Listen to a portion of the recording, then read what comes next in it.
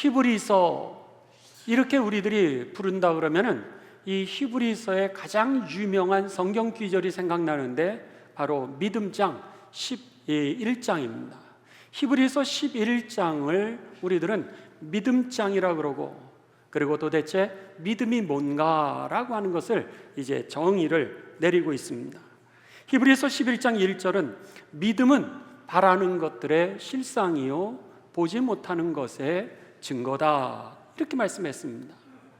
그러니까 믿음이라고 하는 것은 오늘 쉽게 얘기하면 하나님의 약속을 붙드는 게 믿음이다, 이렇게 믿음을 정의하고 있습니다. 히브리서는 13장으로 되어 있습니다. 그런데 13장으로 되어 있는 것 중에 1장부터 오늘 성경 말씀 바로 앞에 있는 10장까지는 복음에 대해서 정리를 해놨습니다. 복음이란 무엇인가? 예수 그리스도는 어떤 분이신가에 대해서 정리를 해놓은 것이 1장부터 10장입니다. 그리고 나서 이 11장, 믿음이 뭔가라고 하는 것을 말씀하시면서 믿음 있게 살라고 하는 겁니다. 오늘 복음에 대해서 이 기쁜 소식, 우리에게 예수 그리스도를 통하여서 행하신 하나님의 그 놀라운 일들을 여러분들이 알았다면, 그렇다면 믿음을 가지십시오, 이렇게 얘기를 하는 겁니다. 여러분, 믿음 있게 살게 되시기를 주님의 이름으로 축원합니다. 예수 그리스도가 누구신지를 알았다면은, 그러면은 여러분 믿음 있게 살려는 거예요. 그러면서 히브리서 11장 6절에 우리들에게 말씀하시기를 믿음이 없이는 하나님을 기쁘시게 할 수 없나니 그랬습니다. 오늘 하나님을 기쁘시게 하는 삶은 바로 믿음 있게 사는 삶이라고 하는 겁니다. 그러기에 우리가 하나님께 나아가려 그러면은 하나님이 계신 것과 또 하나님을 찾는 자들에게 상 주시는 이심을 반드시 믿어야 할지니라, 이렇게 말씀을 했던 겁니다. 복음에 대해서 1장부터 10장까지 말씀을 하고 11장에서 여러분 믿음 있게 사십시오, 믿음을 통하여서 하나님을 기쁘시게 할 수 있고 하나님께 나아갈 수 있습니다, 그러면서 11장과 12장은 그 어려운 가운데 속에서도 모든 상황과 조건을 뛰어넘어 믿음 있게 삶으로 인하여 하나님을 기쁘시게 하고 하나님의 뜻을 이루었던 그 증인들에 대한 그 기록이, 역사적인 기록들이 바로 11장, 12장의 내용이고, 마지막으로 13장에서 이제 이 히브리서를 결론을 내리고 있는 겁니다. 오늘 본문 말씀은 바로 복음이 무엇인가라고 하는 그 앞부분입니다. 앞부분, 예수님은 누구신가라고 하는 이 앞부분 복음의 내용을 정리하면서 우리들에게 결론적으로, 그러면은 복음은 이런 내용이었는데 그렇다면 앞으로 이렇게 사십시오 라고 하는 구체적인 실천 내용까지, 그 히브리서의 핵심의 귀절 중에 하나입니다. 그런 면에 있어서 여러분, 오늘 우리들이 이 히브리서 10장의 말씀을 같이 보실 텐데요, 오늘 23절 앞에 19절, 20절, 21절은 바로 복음이 무엇인지 이 히브리서 1장부터 10장까지의 모든 내용을 종합하고 있고, 또 구약의 내용을 종합하고 있는 부분이 19절부터입니다. 따라서 우리들이 19절부터 성경을 같이 보시도록 하겠습니다. 19절, 그러므로 형제들아 그랬습니다. 그러므로 라고 하는 얘기는 앞에 이제 복음의 내용을 다 기록을 했습니다. 예수님이 하신 모든 일들을 기록하고 결론적으로 이제 그런 뜻이죠. 그래서 어떤 신학자는 이야기하기를 기독교는 그러므로의 종교다, 이렇게 얘기하는 사람도 있습니다. 왜냐하면 모든 복음의 내용을 정리를 하고, 그러므로 이제는 우리가 어떻게 하나님에게 반응해야 될지를 가르쳐 주는 것이 성경이기 때문에 오늘 기독교를 그러므로라고 하는 종교로 우리가 부를 수도 있다, 이렇게 얘기를 합니다. 그런 면에 있어서 여러분들이 성경을 읽으시면서 그러므로 나오시면 그러므로를 동그라미를 치시면은 그 다음 기절은 사실 앞에 있는 내용들을 요약하면서 어떻게 살라고 하는 내용이 거의 다 그렇게 돼 있습니다. 그러니까 여러분들이 성경을 읽으실 때마다 그러므로 나오면은 동그라미를 치시고, 그리고 그 다음에 어떻게 살아야 되지? 내가 어떻게 반응해야 되지? 이렇게 성경을 읽으시면 됩니다. 19절 계속 갑니다. 그러므로 형제 자매 여러분, 우리가 예수님의 피를 힘입어 십자가에 달려 돌아가신 그 예수님의 십자가의 보혈을 통하여, 그런 뜻입니다, 성소에 들어갈 담력을 얻게 되었습니다. 성소라고 하는 것은 하나님이 임재하시는 자리입니다. 하나님이 말씀하시는 장소고 하나님이 죄를 사해 주시는 장소가 바로 성소였습니다. 구약에서는 그것을 성막이라고 이렇게 불렀죠. 그런데 우리가 어떻게 하나님이 임재하는 자리에 들어가 죄 사함을 받고 그리고 하나님을 만날 수 있게 되었는가? 예수님의 보혈의 피를 통하여서 우리가 성소로 들어갈 수 있는 축복을 받았다라고 하는 겁니다. 20절입니다. 그 길은 우리를 위하여 휘장 가운데서 열어놓으신 새로운 살 길이요.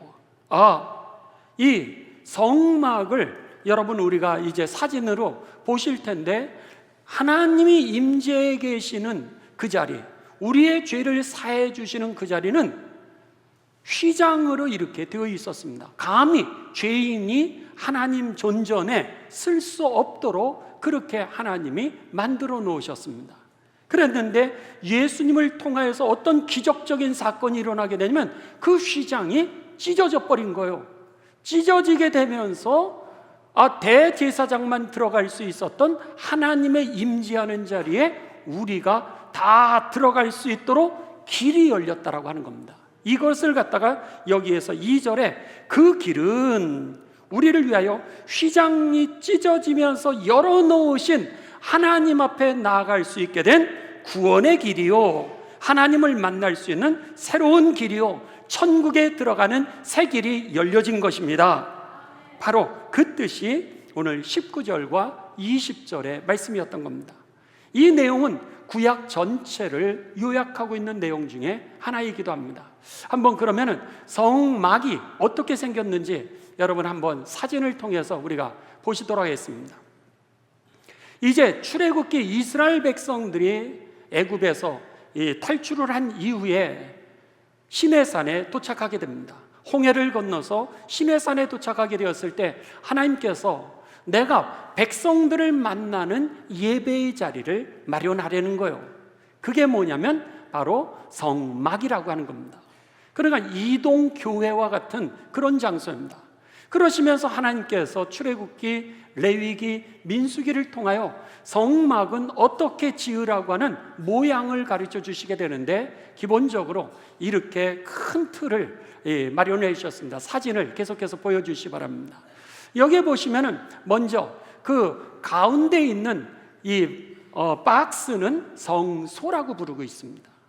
그 밖에 이 보라색으로 여러분이 보시는 그 지역은 바로 성막의 뜰입니다. 그래서 이 성막의 뜰에는 어떤 일을 하냐면, 이제 백성들이 우리의 죄를 사하여 주옵소서, 그래서는 제물을 갖다가 저들이 이제 성별에서 가져오게 되면은 거기에서 제사장이 그 제물을 잡게 됩니다. 그리고 저기에 있는 이 물두덩은 뭐냐면, 거기서 제사장이 제물을 드리기 전에 자신의 손을 갖다가 정결하게 하는 그 물두덩을, 거기에서 손을 닦고 정결하게 한 이후에 백성들의 죄를 사해달라고 백성들이 준비해온 제물을 갖다가 거기에서 번제단에서 잡는 겁니다. 그리고 나서 이제 그 성소 안으로 제사장이 들어가게 됩니다. 제사장이 들어가서 저기에 금양로라고 되어 있는데, 그 금양로에 제물을 가지고 와서 죄 사함을 구하는 사람들의 명단을 갖다가 이제 그 대제사장에게 드리죠. 거기서 기도를 하게 됩니다. 기도를 하게 될 때에 다음 화면입니다. 다음 화면에 보시면 이 제사장이 거기에서 기도를 드릴 때 거기에 우리의 기도가 하나님에게 향으로 상달이 되는 거예요. 상달이 되게 되고, 그리고 나서 다음 화면입니다. 그러면은 하나님께서 우리의 기도를 들으시고 우리의 예배를 받으시고 저렇게 불로써 임하시게 되는 것이 바로 그 성막의 그 예배였던 겁니다. 이 화면 바로 앞에 열어주시 바랍니다. 그랬을 때 제사장이 이제 제물을 하나님 앞에 올려드리고 우리들의 기도의 제목을 가지고서 저 향단 앞에서 이제 기도를 드리죠. 그런데 그 향단 그 뒤를 보시면은 여러분의 이 눈에는 아마 화면에 보라색으로 보이지 않을까 그렇게 생각됩니다. 여기에 이게 바로 커튼입니다. 그 안은 뭐냐면 하나님이 임재해 계시는 지성소를 이제 그 안에 이 지성소라 이렇게 부르게 되어 있는데 거기는 누구만 들어갈 수 있냐면 1년에 딱 한 번 대제사장만이 들어갈 수 있었던 겁니다. 밖에서는 제물을 드렸고 안에서는 기도를 하고 그리고 나서 그 대제사장이 우리의 모든 기도문과 그리고 제물을 하나님 앞에 올려드렸던 사함을 받기를 원하는 사람들의 모든 명단을 가지고서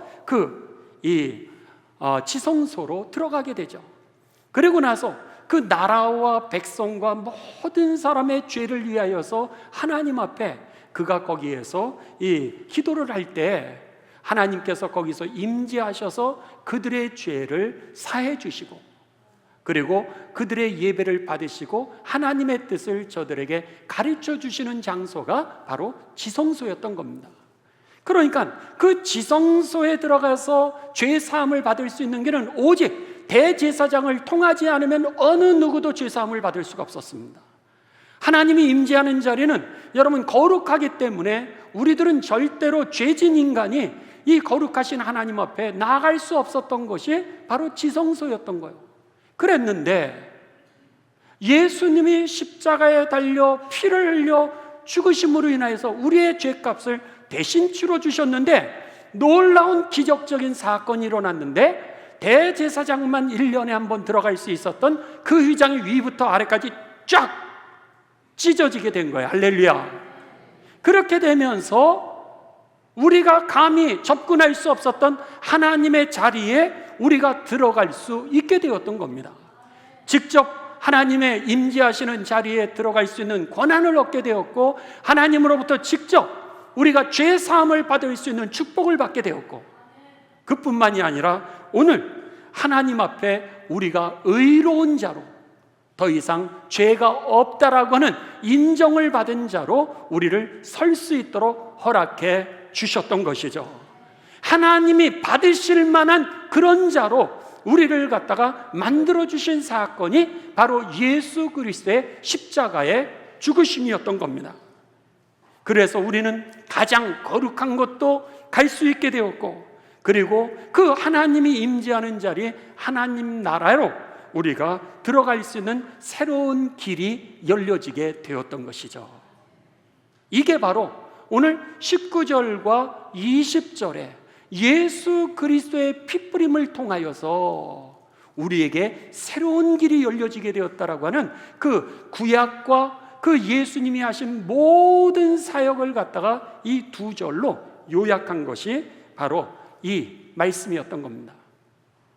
우리는 예수님의 십자가의 보혈을 통하여서 이제는 하나님 앞에 나아갈 뿐만 아니라 하나님이 나와 함께 하실 수 있는 그런 친밀한 관계에 우리가 설 수 있게 되었다라고 하는 거죠.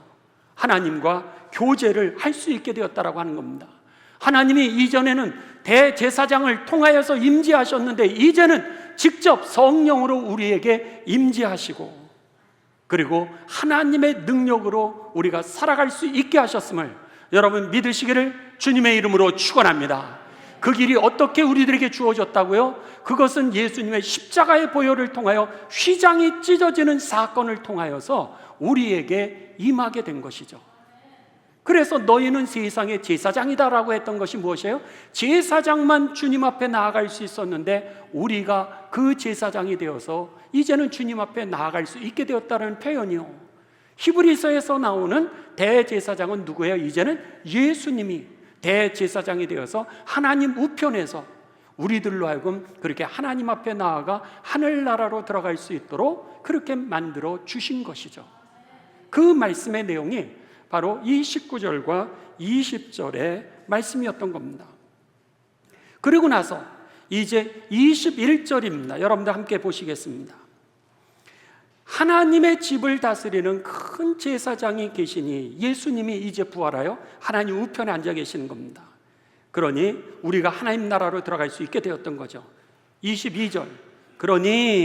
그러면서 우리들로 하여금 22, 23, 24, 25절에 그렇다면 예수님을 우리가 믿고 구속 곧 죄사함을 받은 이후에 우리는 어떻게 살아야 되는지 그 5가지로 예수님을 따라가는 이들의 어떤 삶의 특징을 가르쳐 주시는 것이 22절부터 25절까지의 말씀입니다.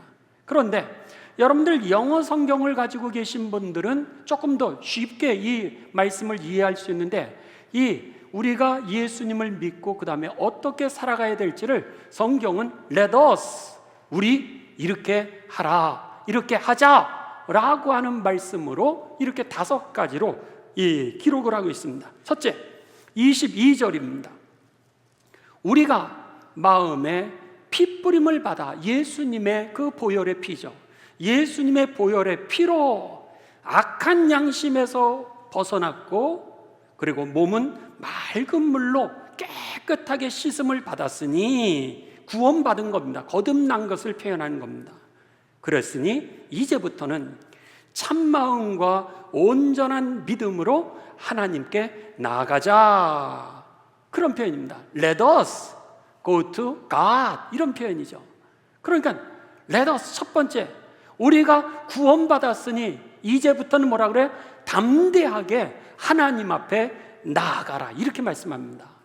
여러분, 문제가 있을 때 주님 앞에 나오게 되시길 주님의 이름으로 축원합니다. 그전에는 대제사장을 통하여서 우리 스스로 하나님 앞에 나아갈 수 없었지만은 이제는 예수 그리스도의 십자가의 보혈의 은혜로 휘장이 찢어졌기에 여러분이 직접 하나님 앞에 나아가면 하나님이 임재하시고 역사하심을 경험하게 될 줄 믿습니다. 이게 왜? 예수님을 통하여서 우리에게 보장되었기 때문이죠. 그래서 성경은 우리들에게 뭐라고 말씀을 하시냐면, 야고보서 4장 8절에 보면 하나님을 가까이 하라, 이렇게 말씀합니다. 하나님을 가까이 하려는 거예요. 그러면은 너가 하나님 앞에 가까이 가면 하나님이 너에게 가까이 오시리라. 믿습니까? 우리가 하나님 앞에 나아갈 수 있는 권세를 받았기 때문에 여러분, 문제가 있을 때마다, 시험이 올 때마다, 환난이 있을 때마다 주저앉지 마시고 하나님 전에 나오시길 바랍니다. 그러면 하나님이 오시겠다는 거예요. 그래서 히브리서 4장 14절에서 16절에 보시면은 하나님이 이렇게 말씀하셨습니다. 그러므로 우리에게 큰 대제사장이 계시니, 예수 그리스도시죠. 우리에게 예수 그리스도가 계시니 그분은 승천하신 분, 곧 하나님의 아들 예수시라. 우리가 믿는 도리를 굳게 잡을지어다. 우리에게 있는 그 대제사장 예수님은 우리의 약함을, 연약함을 모르시는 분이 아니십니다, 그런 거예요. 그러면서 모든 일에 우리와 똑같이 시험을 받으신 분이었지만 그분은 죄를 짓지 않으신 분입니다. 이 얘기는 뭐예요? 예수님도 시험을 받으셨다는 거예요. 그런데 예수님은 시험을 이길 수 있는 방법을 아셨던 것이죠. 시험에 빠지게 되면 죄를 짓게 되는데 예수님이 시험을 이기는 방법을 알고 계셨기 때문에 예수님은 그 사탄을 물리칠 수 있었고, 더 나아가서 오늘 예수님은 죄를 짓지 않으셨다는 거예요. 그렇다면은 여러분, 오늘 우리에게 시험이 올 때, 우리들에게 환난이 올 때 예수님 앞에 나와 엎드리게 되시기를 주님의 이름으로 축원합니다. 그때 그 시험을 이기는 길을 예수님이 가르쳐 주시고, 환난을 비켜가는 방법을 예수님이 가르쳐 주시고, 우리가 시험에 빠져 죄질라고 그랬을 때 그 죄를 이기는 방법을 예수님이 가르쳐 주시는 것이죠. 예수님도 그런 일을 이미 당하셨기 때문에 그 사단의 전략을 다 알고 있는 거예요. 그러면서 16절, 그러므로 우리는 긍휼하심을 받고 때를 따라 돕는 은혜를 얻기 위하여 은혜의 보좌 앞에 담대히 나아갈 것이니라. 하나님의 보좌에 담대하게 나오려는 거예요. 그곳에 하나님의 은혜가 있다는 거죠. 그곳에 하나님의 은혜가 있다는 거예요. 뿐만 아니라 때를 따라서 우리를 도우시는 하나님의 자비가 거기에서 주어지게 된다는 거예요. 여러분, 그 은혜를 받게 되시기를 주님의 이름으로 축원합니다. 그래서 첫 번째, 예수님을 믿고 난 다음에 그리스도인들이 가지는 특징들은 뭐냐면 Let us go to God. 그래서 우리로 하여금 우리가 하나님께 나아가려는 거예요. 두 번째입니다. 두 번째 그리스도인들이 가지는 특징은 뭐냐? 여러분, 23절입니다. 23절 다 같이 봉독하십니다. 시작. 또 약속하신 이는 미쁘시니, 미쁘다라고 하는 건 성실하다는 표현입니다. 약속하신 하나님은 성실하시니, 계속해서 있습니다. 시작. 우리가 믿는 도리의 소망을 움직이지 말며 굳게 잡고, 그랬습니다. 여기에 그 예수님에 관하여서 여러분 우리가 아는 지식, 하나님이 예수님을 통하여 우리에게 약속하신 그 말씀, 그것을 Let us hold 이렇게 되어 있습니다. 이 얘기는 뭐예요? 여러분, 여기에 마이크가 있는 거예요. 근데 이 마이크가 예수님의 약속, 하나님의 약속이라면 여러분들이 알고 있는 그 예수님에 대해서 꽉 Let us hold, 이거를 잡으려는 거예요. 여러분, 잡게 되시길 주님의 이름으로 축원합니다. 오늘 하나님께서 우리들에게 알고 있는 신앙을 머리로만 갖지 말고 오늘 그 믿음을 잡으려는 거예요. 그래서 히브리서 11장 1절은 믿음이 뭐냐? 하나님의 약속을 잡는 거라는 거예요. 11장 6절은 뭐라고요? 그 믿음 없이는 하나님 앞에 절대로 나아갈 수도 없고, 그리고 하나님을 기쁘시게도 할 수 없다는 거예요. 여러분, 예수님을 통하여 하나님이 우리들에게 하나님의 나라를 약속하셨습니다. 할렐루야. 그렇다면 누구든지 저를 믿는 자마다 망하지 않는다라 그랬습니다. 여러분, 절대로 예수님을 믿고 하나님이 여러분을 망하게 하시지 않습니다. 그래서 히브리서 요한복음 11장 40절에 보면 내가 믿으면 주의 영광을 보리라, 이렇게 말씀했어요. 믿으면 주의 영광을 보리라. 하나님이 반드시 약속을 성취하실 것을 믿으시길 주님의 이름으로 축원합니다. 오늘 그거였던 거예요. 그 믿는 거를 꽉 Let us hold, 그걸 잡으려는 거예요. 그걸 고백하려는 거예요. 머리로만 알지 말고 오늘 삶 속에서 꽉 붙들고 나아가라, 이렇게 말씀하십니다. 여러분, 제가 오늘 설교를 준비하면서 우리들이 믿고 있는 내용들을 몇 가지를 갖다가 정리를 했습니다. 여러분들이 믿고 있는 거, 예수님에 대해서 내가 이걸 믿고 있나? 라고 하는 걸 잘 들으시고, 제가 질문을 하고 그 문장을 끝내면은 여러분들 맞다라고 생각하면 예수 그리스도 이렇게 외치시길 바랍니다. 자, 제가 한번 먼저 우리들이 믿는 신앙 고백을 얘기할 테니까 한번 연습을 한번 해보죠. 그러면 여러분들 예수 그리스도 그렇게 해서 정확하게 표현을 해보시기 바랍니다. 우리를 죄와 사망에서 구원하신 구원자가 누구시죠? 그렇습니다.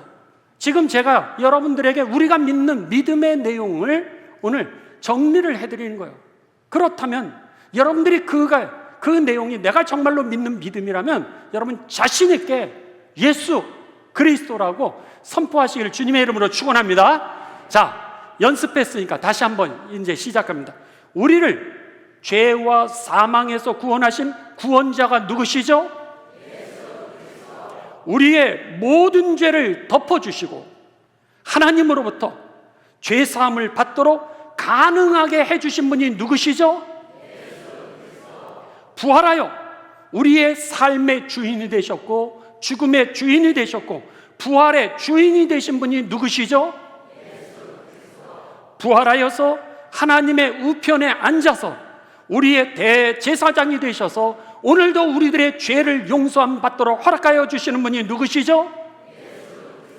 하나님 앞에서 우리를 완전하고 죄 없는 자로 서게 하시는 중보자는 누구시죠? 우리로 하여금 하나님의 나라로 들어갈 수 있는 길을 여신 분이 누구시죠? 할렐루야. 그 내용이 우리들이 믿는 예수 그리스도에 대한 고백이었다라고 하는 겁니다.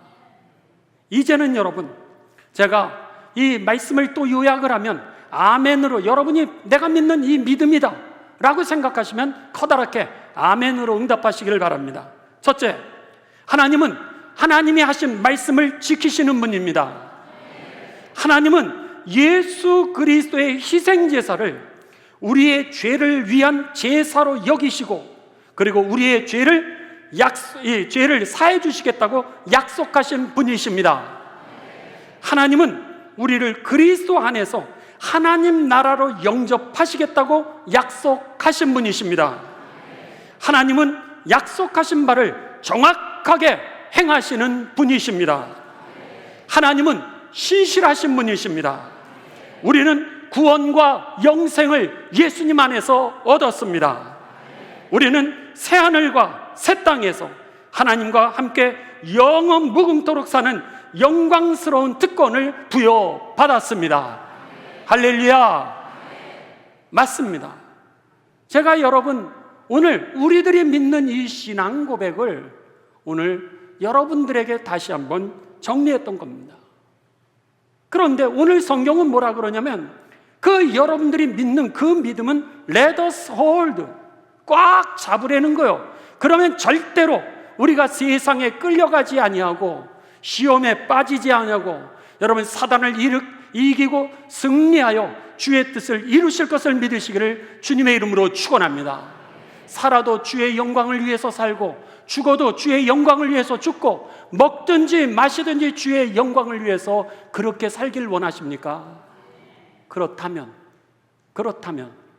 let us hold, 여러분들이 믿는 바를 여러분 용기 있게 붙드시고 그 말씀대로 살아내게 되시기를, 그 약속이 여러분의 결론임을 여러분 경험하게 되시기를 주님의 이름으로 축원합니다.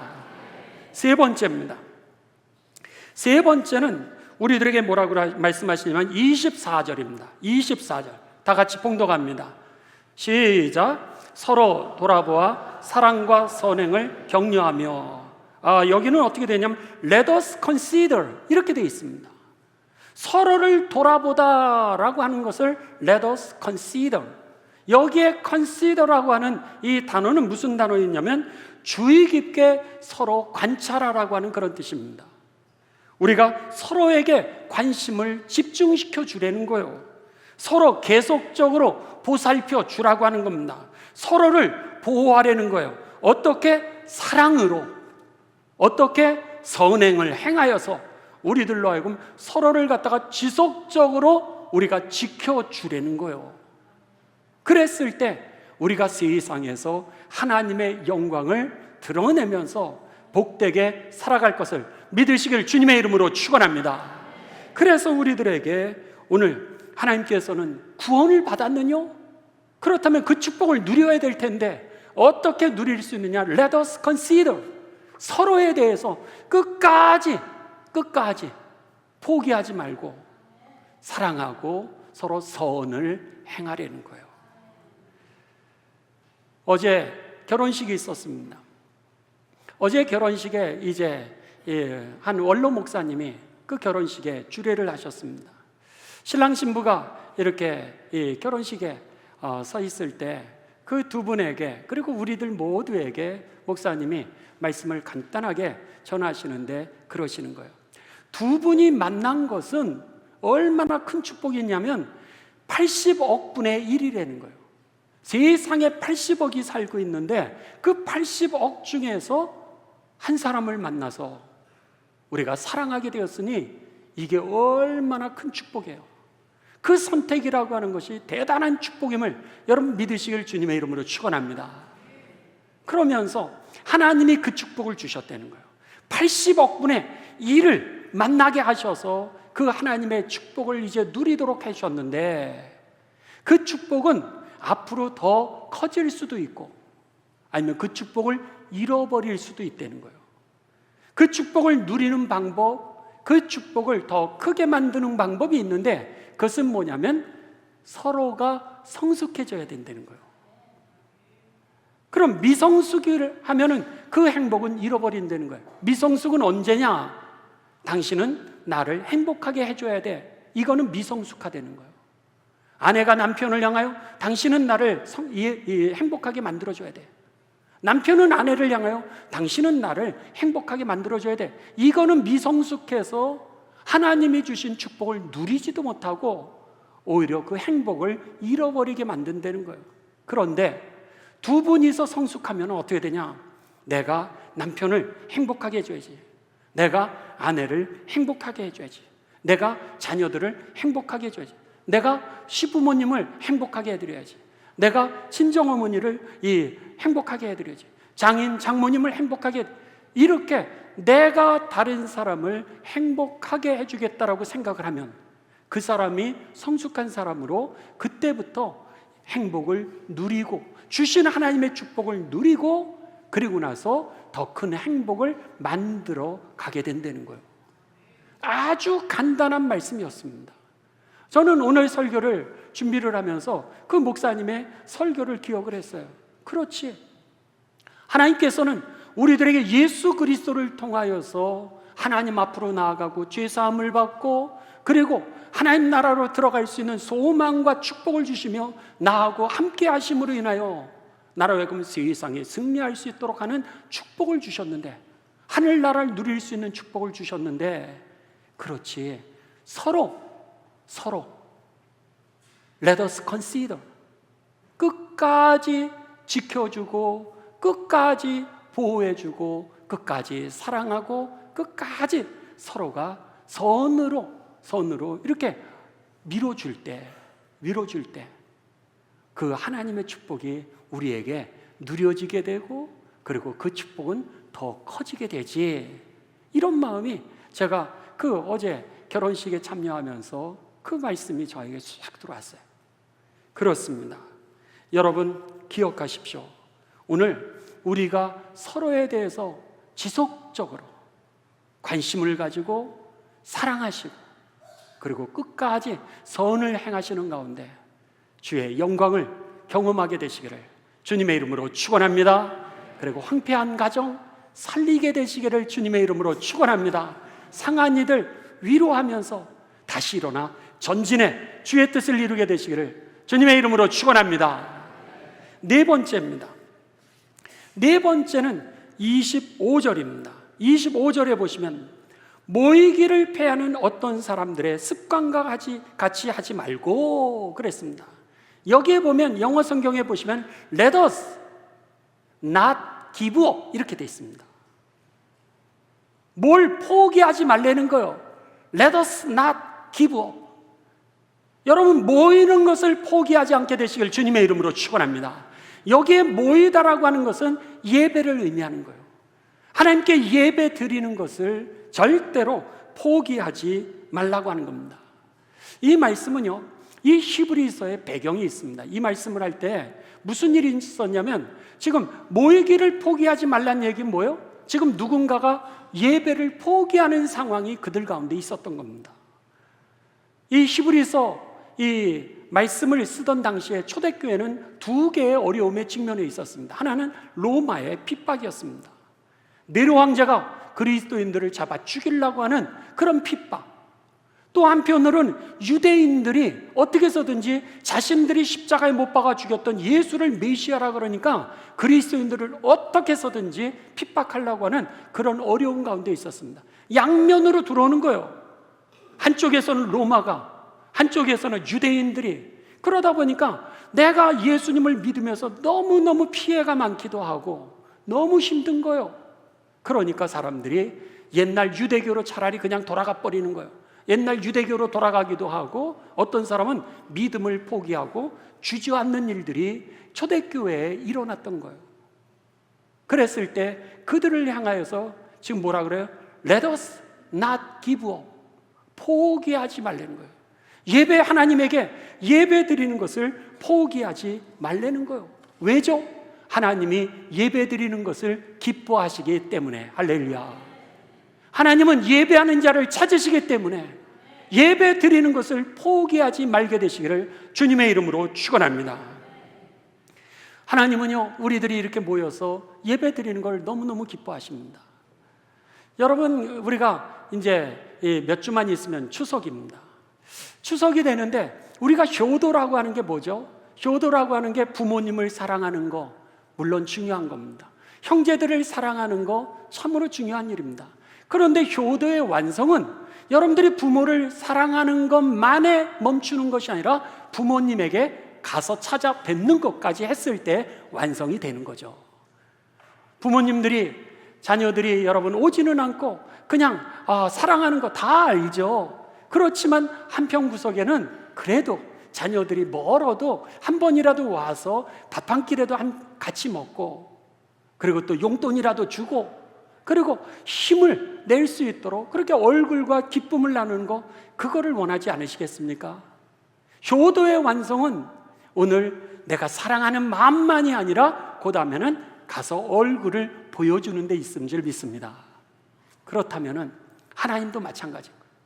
하나님도 여러분이 하나님을 사랑하는 줄 왜 모르시겠어요?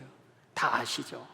그런데 그럼에도 불구하고 여러분들이 이렇게 파주에서 먼 데서도 와주시고, 홍천에서도 먼 데서 와주시고, 안산 먼 데서도 와주시고, 인천에서 와주시고, 광주에서도 와주시고, 일산에서도 오시고, 여러분 그 먼 데서 여러분들이 오시면은요, 목사도 힘이 납니다. 저도요, 얼마나 큰 위로를 받는지 몰라요. 너무너무 감사한 거예요.